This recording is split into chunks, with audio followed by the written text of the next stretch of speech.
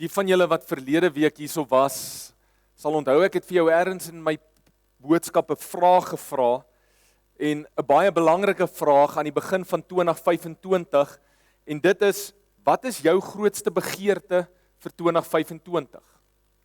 En as ek dit anders gestel het, ek het dit bietjie anders gestel ook, het ek vir jou gevra, wat is jou fokus waarmee jy 2025 ingaan?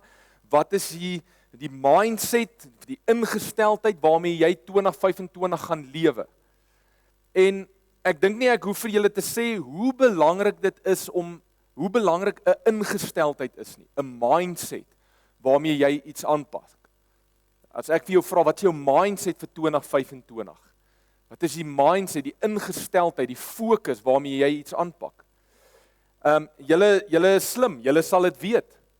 Maar die tipe mindset, die tipe ingesteldheid waarmee jy iets doen, kan letterlik bepaal hoe jy dit gaan beleef, waarmee jy besig is, wat op jou pad kom, hoe jy daai situasie gaan beleef. En dit kan radikaal verskil van iemand anders wat dieselfde situasie beleef, maar met 'n ander mindset leef. Byvoorbeeld, kom ek gee vir jou 'n voorbeeld, kom ons sê daar's 'n sportspan en die mindset, die fokus, die ingesteldheid van daai span is wen is alles. Wen is alles, ons verloor nie, verloor is negatief, wen is al wat saak maak en daai span gaan deur die jaar en hulle beleef dalk 'n minder goeie jaar, hulle verloor dalk meer as wat hulle wen. Dan gaan die ervaring, die belewenis van daai span wees dat die jaar was 'n absolute negatiewe jaar. Dit was 'n gemorsjaar gewees. Daar's niks goeds om uit hierdie jaar uit te vat nie. Daar gaan trane wees, daar gaan net verplettering wees, daar gaan tantrums wees. Dit gaan die belewenis wees van daai span want dit was die mindset gewees. Maar kom ons sê jy het 'n span en hulle mindset, hulle ingesteldheid is 'n ingesteldheid van groei, van verbetering, van ten spyte van wen of verloor wil ons groei, ons wil verbeter.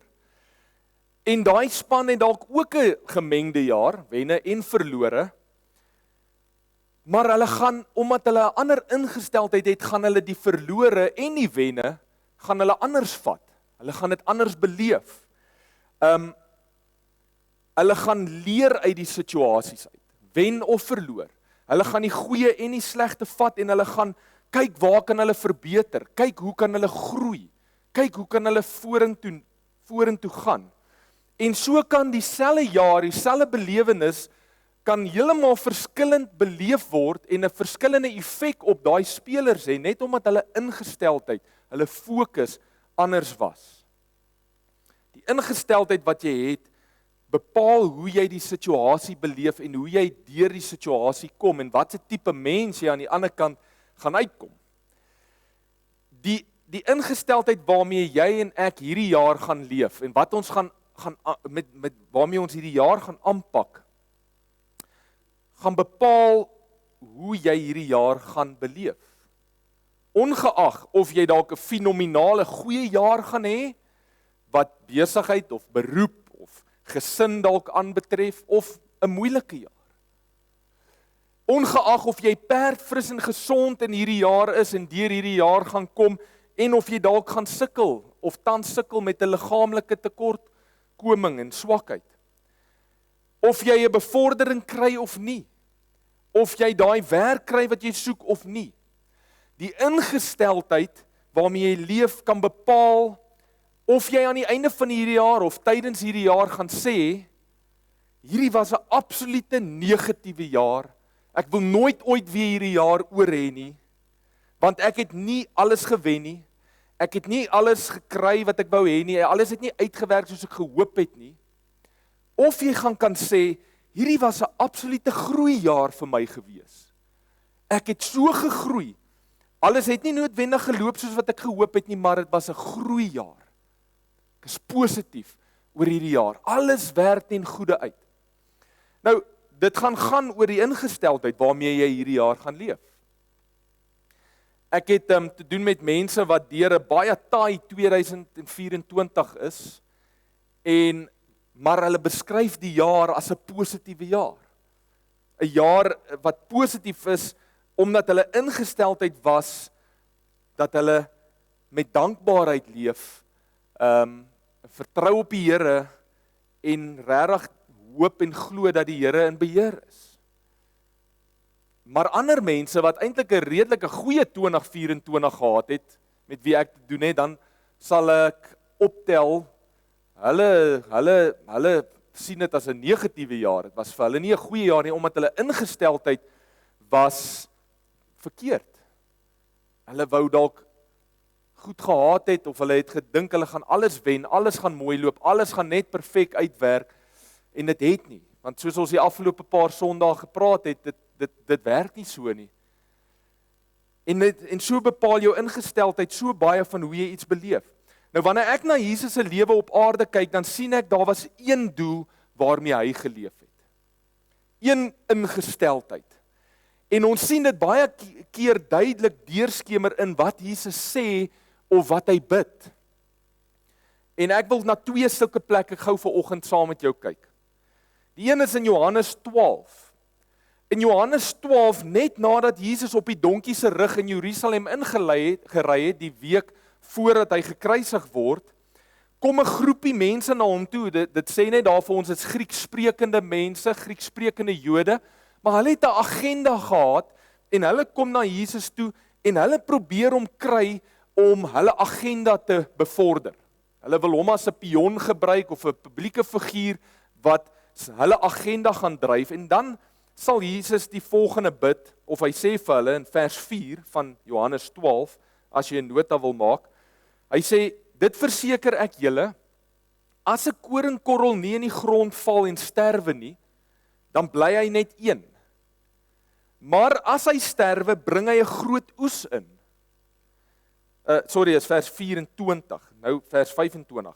Wie sy lewe bo my liefhet, verloor dit, en wie sy lewe in hierdie wêreld nie bo my liefhet nie, sal dit vir die ewige lewe behou. As iemand my wil dien, moet hy my volg. En waar ek is, daar sal my dienaar ook wees. As iemand my dien, sal die Vader hom eer. Vers 27. Nou is ek diep ontsteld. Jesus bid hierso of praat hier en hy sê ek is diep ontsteld. En wat moet ek sê? Moet ek sê, Vader, red my uit hierdie uur? Hy praat van die kruis wat voor lê. Maar juis hiervoor het ek gekom, vir hierdie uur. So dan sê hy, Vader, verheerlik u naam. Sê dis wat ek eerder gaan sê. Vader, verheerlik u naam. Nie red my van hierdie uur nie. Vader, verheerlik u naam. En dan sê hy, dan lees ons, toe het daar 'n stem uit die hemel gekom. En dis die Vader wat praat. Hy sê, ek het my naam verheerlik en ek sal dit weer verheerlik. Net 'n paar dae later, die aand voordat Jesus toe nou gekruisig word, terwyl hy saam met sy disippels in die bovertrek kuier en hy stel die nagmaal in, hy was hulle voete, hy sluit hierdie nuwe verbond met hulle wat hy die volgende dag deur sy bloed gaan seël. Lees ons in Johannes 13 vers 31. Toe Judas uit is, sê Jesus, nou word die Seun van die mens verheerlik en God word deur hom verheerlik. En aangesien God deur hom verheerlik word, sal God self hom ook verheerlik en hy sal hom binnekort verheerlik. So in hierdie 2 gedeeltes maak Jesus duidelik wat so ooglopend deur sy hele bediening en deur sy hele lewe hier op aarde is. Wat was die dryf van hom, van sy lewe op hierdie aarde? Wat was Jesus se ingesteldheid? Wat was sy fokus gewees? Wat was sy grootste hartsbegeerte gewees? En Jesus sê dit self, sy agenda, sy dryf, sy hartsbegeerte, sy fokus, sy ingesteldheid was om die Vader te verheerlik. Het julle dit gehoor daar? Duidelik in daai 2 gedeeltes staan dit uit. Jesus se begeerte was om die Vader te wil verheerlik. Dat die Vader homself deur Jesus sal verheerlik. In elke wonderwerk wat Jesus doen, was sy begeerte om die Vader te verheerlik. Dat die Vader daardeur verheerlik sal word. Inteendeel sê Jesus in Johannes 5 vers 30, en ek lees vir jou, uit my eie uit kan ek niks doen nie. Ek oordeel soos ek dit van die Vader hoor en my oordeel is regverdig, omdat dit nie my wil is wat ek nastrewe nie. Nie my wil wat ek nastrewe nie, maar die wil van hom wat my gestuur het. So Jesus het geen wonderwerk gedoen om homself te verheerlik nie. Hy het geen wonderwerk gedoen om beroemd te word of suksesvol te wees. Hy het dit gedoen omdat dit die Vader se wil was in daai situasie. En hy wou die Vader daardeur verheerlik. Hy wou hê die Vader moet verheerlik word. Daar was kere waar die mense wonderwerke wou hê en waar daar definitief geleentheid was vir wonderwerke waar Jesus nie die wonderwerk gedoen het nie, want hy het geweet in daai situasie is dit nie die wil van die Vader om hier 'n spesifieke wonderwerk te doen nie. En dan kon Jesus dit seker gedoen het as sy ingesteldheid was om homself te wil verheerlik, maar hy het nie. Daar was hier kere waar Jesus nee gesê het vir geleenthede om deur die mense verhef te word, want dit was nie die Vader se tyd nie, dit was dalk nie die Vader se manier gewees nie. As jy dink daarsoos 'n keer, toe Jesus die 5000 mans, word dit vir ons gesê, maar dit was eintlik 10 en meer, 20.000 mense amper, waar hy hulle voed met 5 broodjies, 2 visse, en die mense wou hom koning maak na dit. En wat doen Jesus? Hy gaan onder hulle uit, hy vlug as te ware, gaan sonder hom af, want hy weet dit is nie wat nou moet gebeur nie. Dis nie die pad wat ek moet stap. Dis nie wat die Vader gaan verheerlik nie. Die Vader sou nie daardeur verheerlik word nie. En die mense kon dit baie maal nie verstaan nie. Jesus wil nie die leertjie klim nie. Jesus kan so maklik die Joodse koningskap oorgevat het. Hy kon die ander skrifgeleerdes uitgestof het en die belangrikste, mees invloedryke skrifgeleerde van alle tye gewees het. Hy kon die rabbi van rabbies gewees het. Hy kon die Jodendom gereformeer het. Hy kon die beroemdste en die belangrikste mens in die Romeinse ryk gewees het as hy wou. Hy kon die keiser onttroon het as hy wou. Maar dit sou nie die Vader verheerlik het nie. Ander kere sê Jesus ja vir moeilike goed. Hy sê baie keer ja vir moeilike goed. Hy gaan wetend deur vervolging, deur bespotting. En op die ou einde gaan hy deur die kruispad, omdat hy weet dit is die Vader se wil en die Vader gaan hierdeur verheerlik word.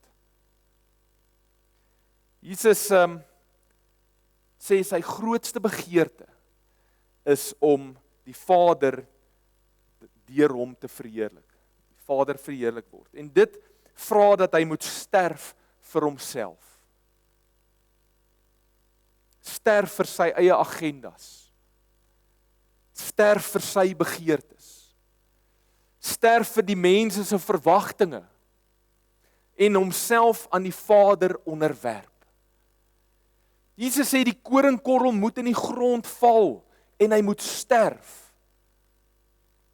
Want dan sal hy opkom en 'n groot oes oplewer tot eer van God. As die koringkorrel weier om te sterf, dan bly hy een. Hy bly een. Jesus sê dit die van ons wat ons lewens liefhet, liewer as God se eer het, en vashou, sal hulle lewe verloor. Jy gaan een bly, dit gaan alleen, enkel. Jou lewe bly, jy gaan jou lewe verloor. Maar die wat God se eer soek bo alles, sal hulle lewe behou en deel in die eer wat die Vader dan deur hom of haar sal geniet. Jy sien, dit is hoe God werk. As ek my lewe prysgee en ek verheerlik hom, en hy verheerlik homself deur my, dan verheerlik die Vader my ook in die proses. Hoor julle dit? Dis God se manier. As ek my eie eer soek, verloor ek alles. Maar as ek toelaat dat God homself deur my verheerlik, dan sal hy obviously verheerlik word, maar hy gaan my ook in die proses verheerlik. Hy gaan my ook oplig. En dit is ware eer. Dit kom nie van mense af nie, dit kom van God af. Nou, dis nie altyd maklik nie. Want jy moet sterf, soos daai koringkorrel. Jy moet sterf. Jy moet besef, jou lewe is nie jou lewe nie, dit behoort aan God. Jy moet met daai ingesteldheid leef, en dis nie maklik nie. Hoeveel van julle is vandag hier en sit hier en jy's oortuig, jy weet, jy sê, my lewe is nie my lewe nie.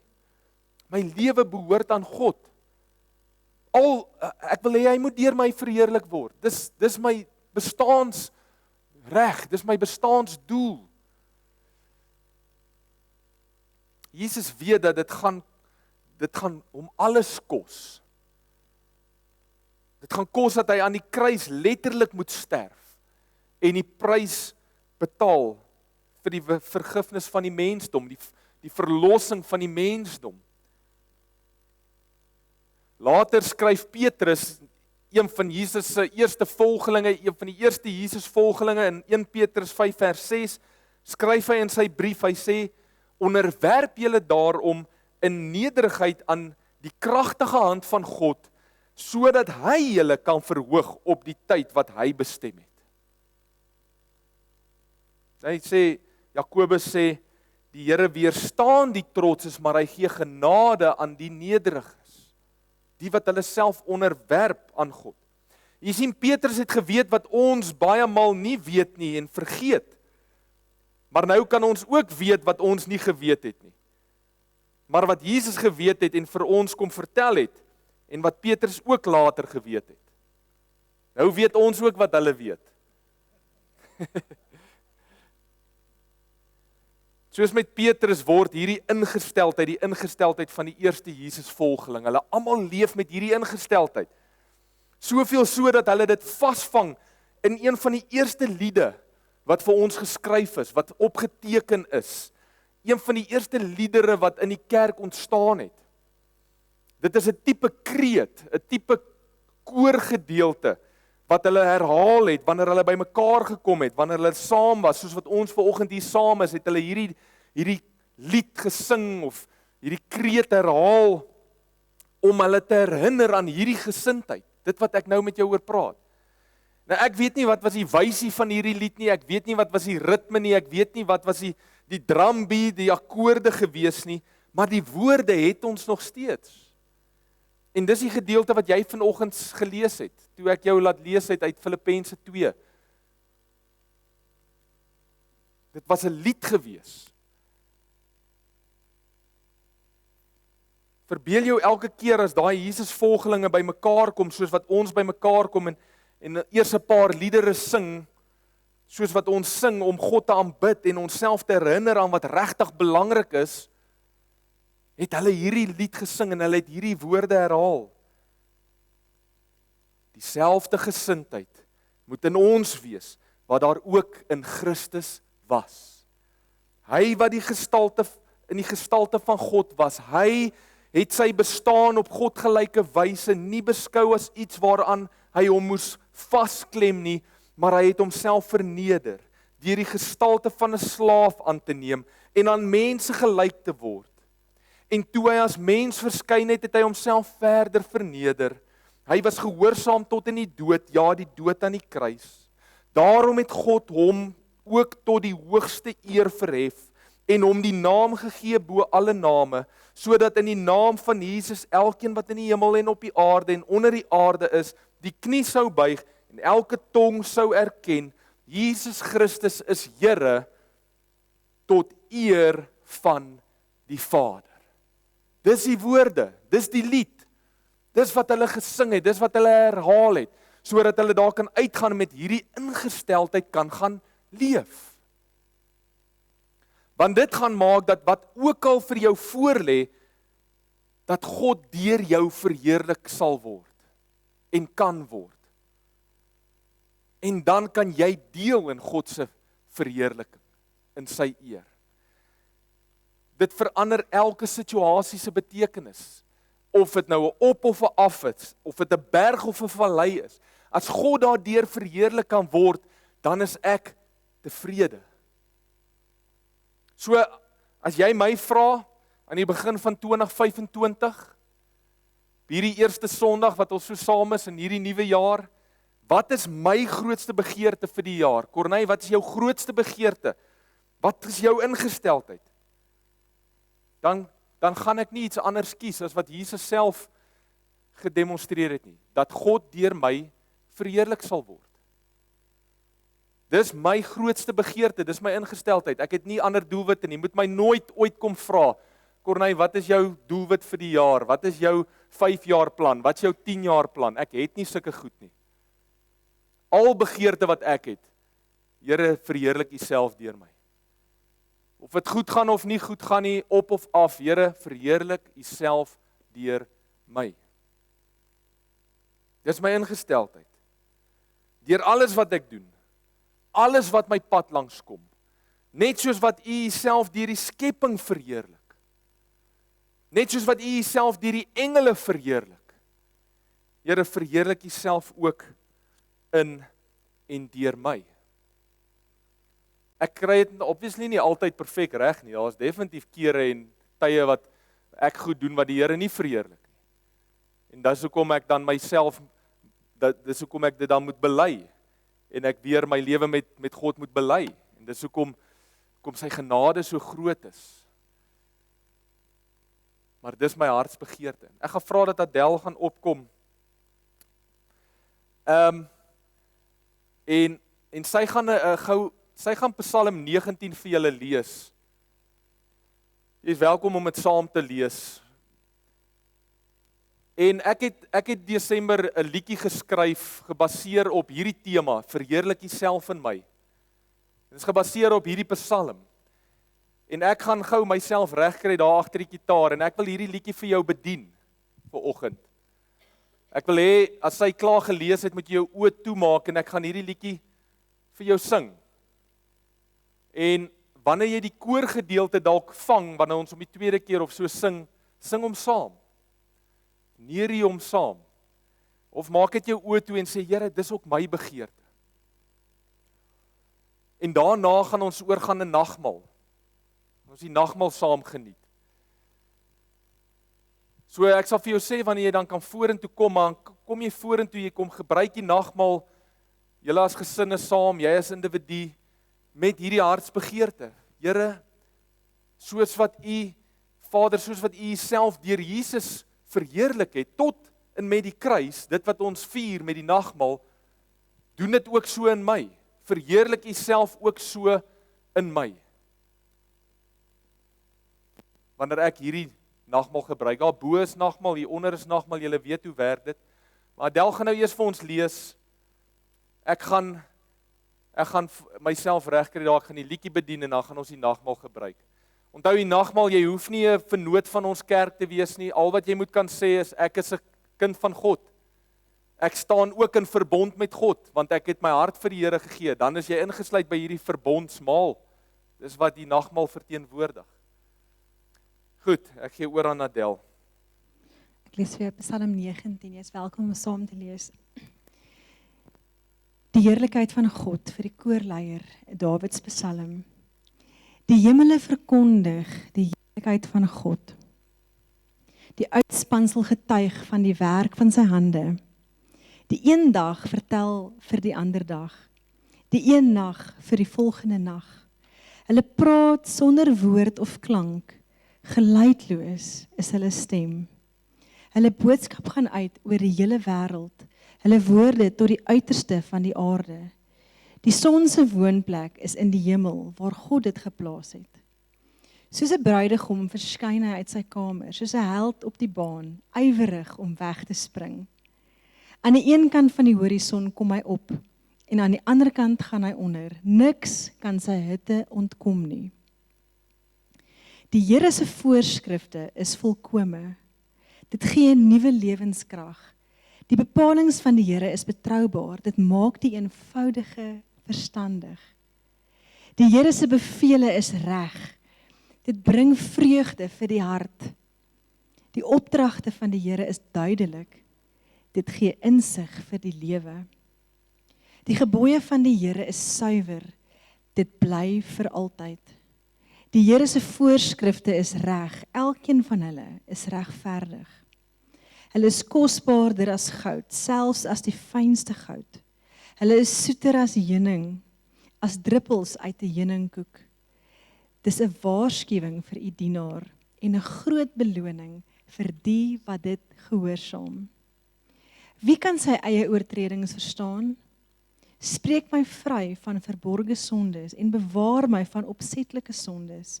Laat hulle nie oor my heers nie, dan sal ek vry wees van skuld en onskuldig aan groot oortredings. Mag die woorde van my mond en die gedagtes van my hart vir U aanneemlik wees, Here, my rots en my verlosser.